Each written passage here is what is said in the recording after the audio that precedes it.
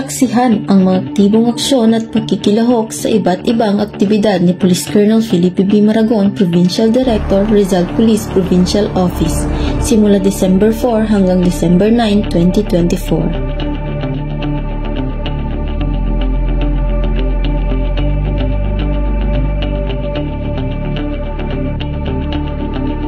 Pinangunahan ni Rizal Police Provincial Office Provincial Director Police Colonel Felipe B. Maragon ang Ceremonial Inaris Ecosystem o ang YES Christmas Lighting and Presentation of Accomplishments na ginanap sa Parade Ground Camp M. Gen. Licerio ay Jeronimo, Taytay, Rizal.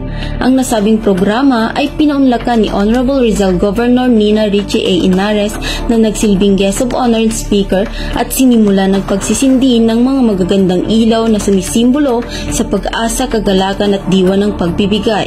Nagsimula ang selebrasyon sa presentasyon ng mga accomplishments tulad ng mga nakumpiskang iligal na baril at pagtatanghal ng Tourist-Oriented Police for Community Order and Protection na nagpasiklab ng iba't ibang techniques sa bike patrol at pag-aresto.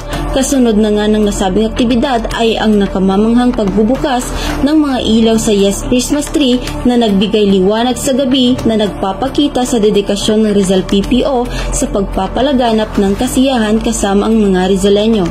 Ang Rizal Police Provincial Office sa pangunguna ni Police Colonel Felipe B. Maragon, Provincial Director, ay nagsagawa ng unang misa para sa buwan ng Disyembre 2024. Pinangunahan ni Reverend Father Alexander Balatbat ang banal na misa kung saan ay nagbigay ito ng homilya sa mga tauhan ng Rizal PPO.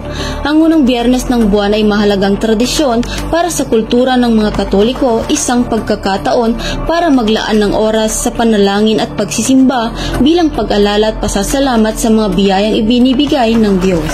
Bumisita at nagbigay kortesiya sa opisina ni Police Colonel Felipe B. Maragon, Provincial Director, si Retired Police Major General Efren Fernandez. Gayon din malugod na tinanggap ni PD Maragon ang mahalagang bisita at tinalakay ang mga proyekto at best practices ng Rizal PPO para sa mamamayang Rizalenyo. Personal na nakiramay si Police Colonel Felipe B. Maragon, Provincial Director, Rizal PPO sa naulilang pamilya ng nasawing 5 taong gulang na bata sa Taytay, Rizal. Matapos ang nangyaring aksidente noong December 1 taong kasalukuyan kung saan ay nabundol ang nasabing biktima ng ambulansya. Taos-pusong pakikiramay ang hatid ni Police Colonel Maragon at ng Rizal PPO sa pamilya ng naulila ng biktima. Gayon din ay nagpaabot ng tulong at suporta ang butihing direktor ng Rizal PNP upang mas mapabilis ang pagkamit ng hustisya. Yan ang mga aktibong pakikiisa at pakikilahok sa mga aktibidad ni Police Colonel Felipe B. Maragon, Provincial Director, Rizal Police Provincial Office. Sa bagong Pilipinas, ang gusto ng pulis, ligtas ka!